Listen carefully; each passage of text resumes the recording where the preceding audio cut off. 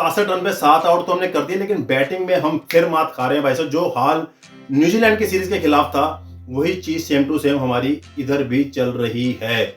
वहां तो स्पिन में फंसे थे, यहाँ पे सीम और स्विंग में फंस गए। यशस्वी जायसवाल जिस तरीके से आउट हो रहे हैं, वो बार बार यही सोच रहे हैं कि मैं अभी इंडिया में खेल रहा हूँ, उसी ड्राइव वाली बॉल पे। भाई साहब ऑस्ट्रेलिया में इस बॉल के ऊपर ड्राइव नहीं कर सकते आप।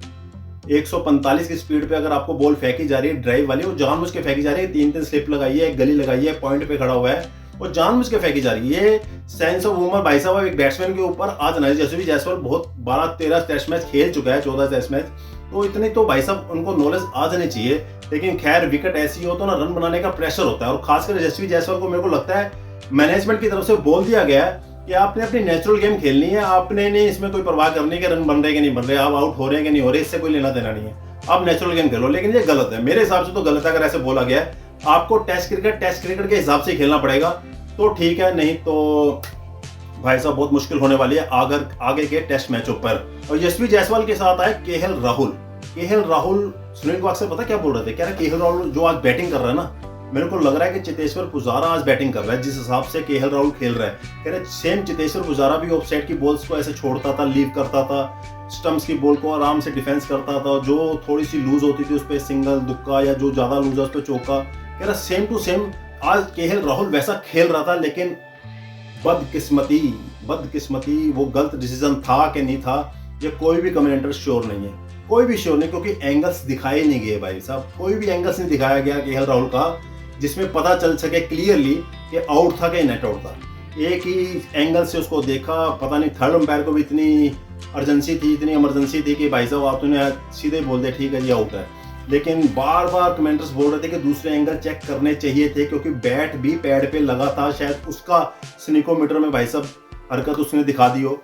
खैर केएल राहुल की बदकिस्मती रही, अच्छा खेल रहे थे, 26 रन की पारी उन्होंने खेली है, 74 गेंदें खेली थी उन्होंने, 3 चौके मारे थे। 74 गेंदें अगर आपने खेल ली है, इसका मतलब 10-12 ओवर आपने क्रीज पे बिता दिए हैं, 1-1.5 घंटा बिता दिया है, तो बॉल उसके बाद गेम शुरू हो जाती है टेस्ट मैच में, क्योंकि टेस्ट मैच पैशन का है।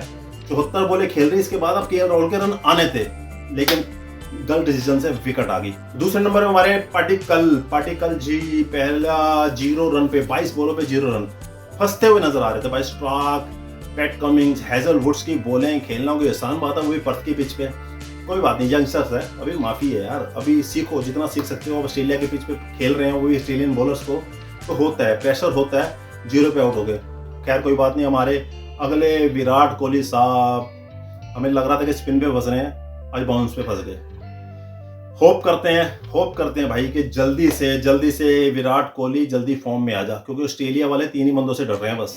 पहला आपका विराट कोहली, दूसरा जसप्रीत बुमराह और तीसरा आपका ऋषभ पंत और जसप्रीत बुमराह ने तो जलवा दिखा दिया, आप विराट कोहली का रह गया। और काफी लंबे समय से विराट कोहली का जलवा टेस्ट मैच में देखने के लिए हम बैठे हुए हैं, टेस्ट सेंचुरी के लिए।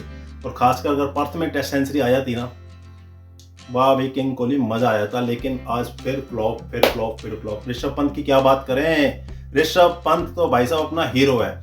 मैं कह रहा हूँ, कमेंटर पता क्या बोल रहे थे, ये कह रहे थे हमें ऋषभ पंत के रन नहीं चाहिए भाई साहब, ऋषभ पंत को ऐसे खेलना देखना चाहते हैं हम कि जिस तरीके से खेलता है ना, दूसरी टीम बिल्कुल प्रेशर में होती है भाई साहब। जैसे ही ऋषभ पंत आता था टेस्ट मैच में, दूसरे बैट्समैन के खिलाफ 11 के 11 पिच के ऊपर चढ़े हुए हैं प्लेयर।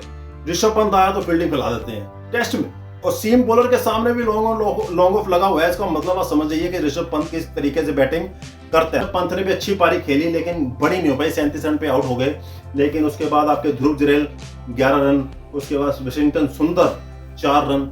लेकिन उसके बाद जो डेब्यू करने वाले अपने नीतीश रेड्डी, बैटिंग बहुत जबरदस्त करता है भाई साहब, स्पिन बॉलिंग के खिलाफ तो एक नंबर बैट्समैन है नीतीश रेड्डी। 41 रन की सबसे हाईएस्ट स्कोरर रहा नीतीश रेड्डी डेब्यू मैच में। तो ऋषभ पंत और नीतीश रेड्डी की जो पारी 50 रन की है ना, वो मैच का पहला टर्निंग पॉइंट था, मैं जो इस मैच में दोबारा वापस लेके आया। काम 73 पे 6 हो गए थे, लेकिन उसके बाद हमारी जो अगली विकेट गिरी ऋषभ पंत की 121 रन पे जाके गिरी। 50 रन की अगर आपने इनिंग लगा दी है, पहले मैच में इतना जबरदस्त खेल दिया है, तो क्या बात। तो 150 रन का टारगेट ऑस्ट्रेलिया को दिया गया। अगर सेकेंड इनिंग में 250, 250, 200 रन आप जरूर बनाए, मैं तो कह रहा हूँ, तब आप ये टेस्ट मैच जीतेंगे। अदरवाइज अगर आपने फिर वही हरकत दिखा दी, 46, 45, 100 रन के अंदर ऑल आउट हो गए, तो आप ये टेस्ट मैच हार जाएंगे। बहुत अच्छा चांस आपको बॉलर्स ने दे दिया। इंडिया अपर हैंड है भाई साहब, ऊपर है, ऑस्ट्रेलिया से टेस्ट मैच जीतने के लिए। अगर आप यहाँ से हारे तो आपकी बदकिस्मती है, आपका गंदा खेल है, इसके अलावा कुछ नहीं है। आपकी क्या राय, आप इंडिया को क्या करना चाहिए अगले 2-3 दिन इस टेस्ट मैच को जीतने के लिए? कमेंट्स करके जरूर बताना।